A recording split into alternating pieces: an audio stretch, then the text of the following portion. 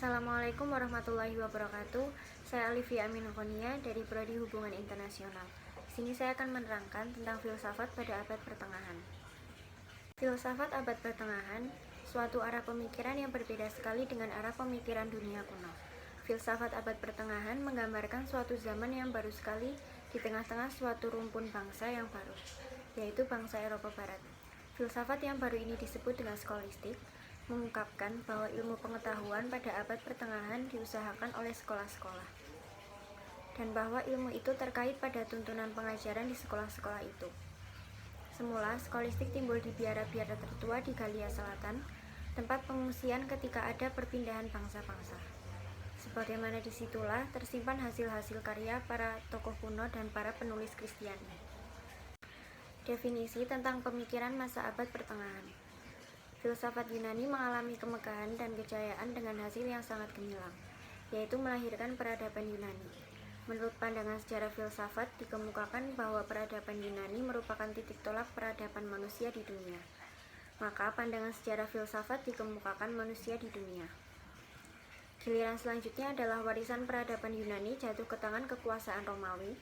Kekuasaan Romawi memperlihatkan kebesaran dan kekuasaan hingga daratan Eropa, yaitu Britania.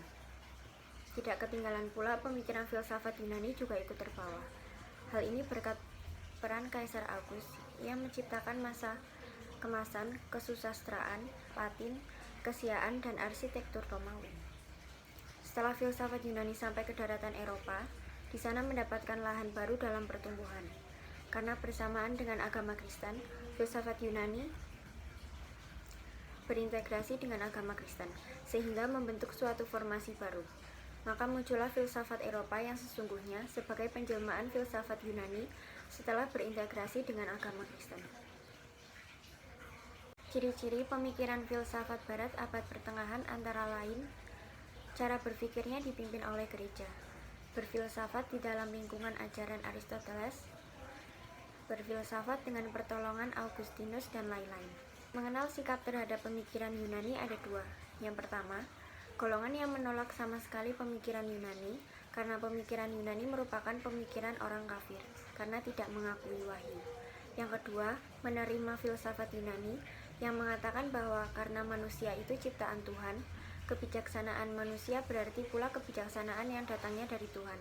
Mungkin akal tidak dapat mencapai kebenaran yang sejati, maka akal dapat dibantu oleh wahyu. Masa abad pertengahan ini terbagi menjadi dua masa, yaitu masa paratistik dan masa skolatistik. Sedangkan masa skolatistik terbagi menjadi skolatistik awal, skolatistik puncak, dan skolatistik akhir. Masa paratistik berasal dari kata Latin pater atau bapak yang artinya para pemimpin gereja. Para pemimpin gereja ini dipilih dari golongan atas atau golongan ahli pikir. Dari golongan ahli pikir inilah menimbulkan sikap yang beragam pemikirannya. Mereka ada yang menolak filsafat Yunani dan ada yang menerimanya. Bagi mereka yang menolak, alasannya karena beranggapan bahwa sudah mempunyai sumber kebenaran, yaitu firman Tuhan, dan tidak dibenarkan apabila mencari sumber kebenaran yang lain seperti dari filsafat Yunani.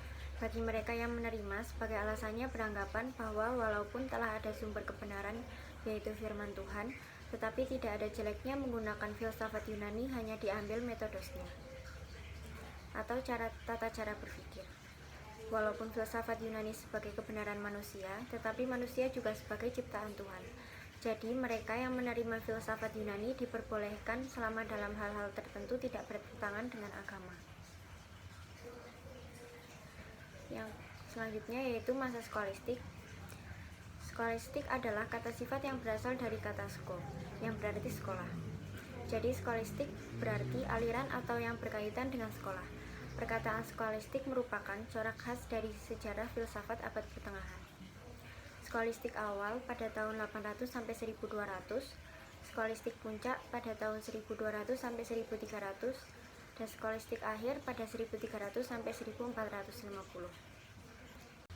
Berikut nama-nama tokoh yang hidup pada masa abad pertengahan, pada masa paratistik, pada masa skolastik awal, puncak, dan akhir. Sekian dari saya, bila ada salah kata mohon maaf. Terima kasih. Wassalamualaikum warahmatullahi wabarakatuh.